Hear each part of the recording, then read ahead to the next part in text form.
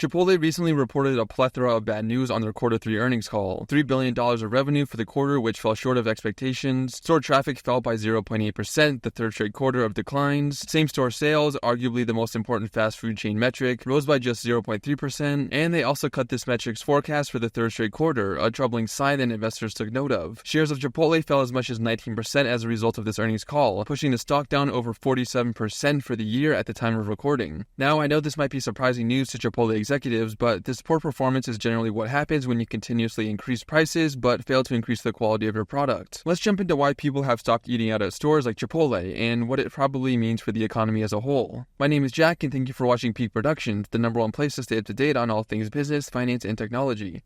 During the earnings call, Chipotle's CEO Scott Boatwright had quite the take. He said that low to middle income users, defined as those with household annual income below $100,000 and which represent about 40% of Chipotle's total sales, are dining out less often due to concerns about the economy and inflation. Hide the money, y'all! There's poor people around!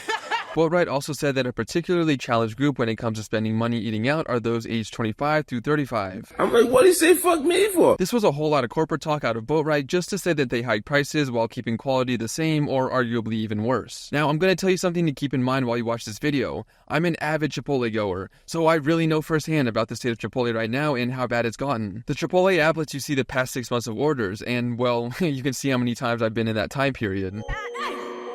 Yeah, in fact, it's not even ridiculous to call me an addict at this point. That's not ridiculous. That's not ridiculous to say that. But, and I know it might not look like it, I've actually been going to Chipotle much less recently. Just trust me, bro. And there's a couple of reasons for this. One, the food quality has gotten noticeably worse over the years, something that is basically universally agreed upon when you look online. Two, the food has gotten more expensive. Nowadays, the bare minimum you'll spend at Chipotle is $11 or $12. That's basically double what you would have paid less than a decade ago. Never forget what they took from us, man. Another thing that I've noticed is that the in-store service is generally slower today than it was even just a few years ago. And finally, you get absolutely scammed if you order ahead on the app, which is generally my favorite way of ordering. When you order for pickup, you get a fraction of the amount of food that you would get if you went and ordered in store. This is something I realized years ago, but tweets like this that go viral every so often reassure me that I'm not going crazy. This guy ordered 2 burritos from the same store 15 minutes apart. Guess which one he ordered ahead for pickup?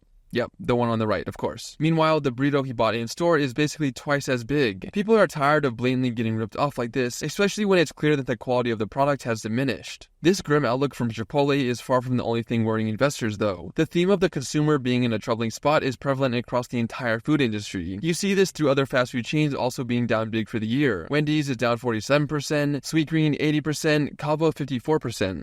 And Kraft Heinz, owners of a billion household name brands, says that the US is headed into a recession as they are seeing the worst consumer sentiment in decades. I'm in danger! But if this is true, then why is the market performing so well? If consumer sentiment truly is god-awful, why is the S&P 500 up nearly 17% year-to-date and 37% since Trump's tariff fiasco back in April? Well, the answer isn't the stock market is being artificially propped up by, you guessed it, AI. The market is quite literally being held up by a handful of AI and tech companies like Nvidia, Oracle, and Meta. This whole situation with Chipotle is a perfect example of what's actually happening in the economy currently. The AI bubble is artificially boosting the market, while companies like Chipotle are revealing the true state of the economy. And once people realize that the majority of all AI spending is just recycled money being passed around by a handful of companies with small near-term cash flow potential, the collapse will be quick and devastating. Leave a like if you enjoyed, and don't forget to subscribe to stay up to date on all things business, finance, and technology.